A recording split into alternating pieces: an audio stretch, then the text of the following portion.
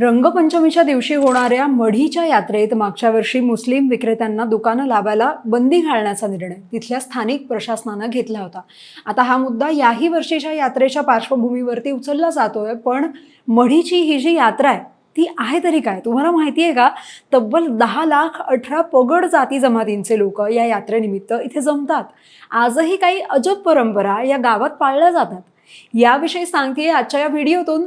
नमस्कार, मी आकांक्षा आणि तुम्ही पाहताय लगाववरती। मढी गाव अहिल्यानगर जिल्ह्यातल्या पाथर्डी तालुक्यात आहे। इथे कानिफनाथांचं संजीवन समाधी मंदिर आहे। कानिफनाथ हे नाथ संप्रदायातले एक नाथ, मच्छिंद्रनाथ गोरक्षनाथ यांच्या परंपरेतले। भाविक भक्त प्रेमानं कान्होबा म्हणत असलेल्या या कानिफनाथांना मानणारा मोठा भक्त परिवार आपल्या महाराष्ट्रात आहे।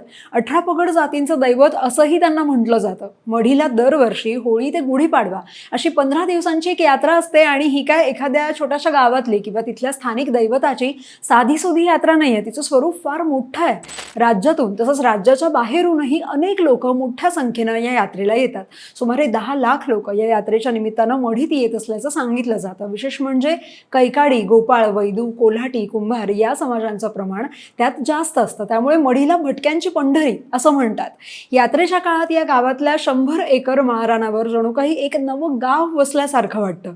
होळीच्या दिवशी यात्रा सुरू होते। गावागावांवरून वानाच्या काठ्यांचं मढीत आगमन होतं आणि विशेष म्हणजे यात्रा उत्सवात कानिफनाथांच्या सेवेचे जे काही मान असतात ते या भटक्या जाती जमातींनाच असतात। कैकाडी समाजाला पहिला मान असतो। सगळ्यात आधी मंदिराच्या कळसाची पूजा केली जाते, ज्याच्यावरती रेवड्यांचा अभिषेक केला जातो। नंतर होळी पेटवली जाते। होळीसाठी गौऱ्यांचे थरावर थर रचले जातात आणि या गौऱ्या असतात साधारण 2 टन।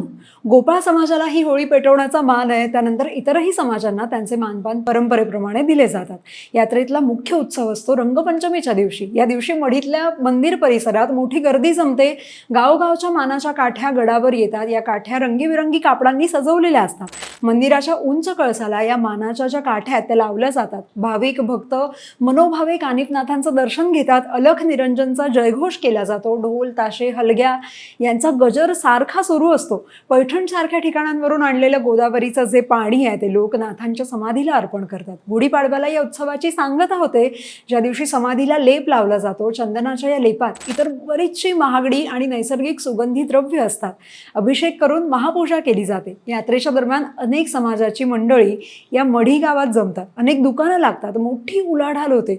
पूर्वी इथे यात्रेच्या काळात काही भटक्या समाजांच्या जात पंचायतीही भरायच्या, पण महाराष्ट्र सरकारनं जात पंचायती बंद करण्याचा कायदा केल्यानं त्या अलीकडे बंद झाल्या। आणखी एक म्हणजे मढीत भरणारा गाढवांचा बाजारही खूप मोठा असतो। महाराष्ट्रात नाही तर देशभरातला हा गाढवांचा मोठा बाजार आहे। अलीकडे मात्र या गाढवांची संख्या जराशी कमी झाली आहे। बाकी यात्रेच्या काळात मढीचे जे ग्रामस्थ आहेत ते दुखवटा पाळतात। ही परंपरा अनेक शतकांपासून चालत आल्याचं सांगितलं जातं, ज्यात गावकरी केस कापत नाहीत, दाढी करत नाहीत, पलंगावर किंवा गादीवरही झोपत नाहीत, तेलात तळलेले पदार्थ खात नाहीत, मांसाहार वर्ज्य असतो। तसंच कोणतंच शुभ कार्य सुद्धा ते या काळात अजिबात करत नाहीत। मागच्या वर्षी मढी इथल्या स्थानिक प्रशासनानं या यात्रेमध्ये मुस्लिम विक्रेत्यांना दुकानं लावायला बंदी घालण्याचा निर्णय घेतला, ज्याची राज्यभरात चर्चाही झाली। आणि आता या वर्षीच्या यात्रेच्या पार्श्वभूमीवरती हा मुद्दा चर्चेत पुन्हा येतो। याचं कारण म्हणजे काही मुस्लिम तिथल्या काही परंपरा पालन करत नसल्याचं तिथल्या लोकांचं म्हणणं आहे। तर मुस्लिम समाज हा आम्ही शेकडो वर्षांपासून कानिफनाथांना मानत असल्याचं आणि यात्रेत सहभागी होत आल्याचं सांगतोय। तुम्हाला याबाबत काय वाटतं कमेंटमध्ये सांगा आणि फॉलो करा लगावपत्ती।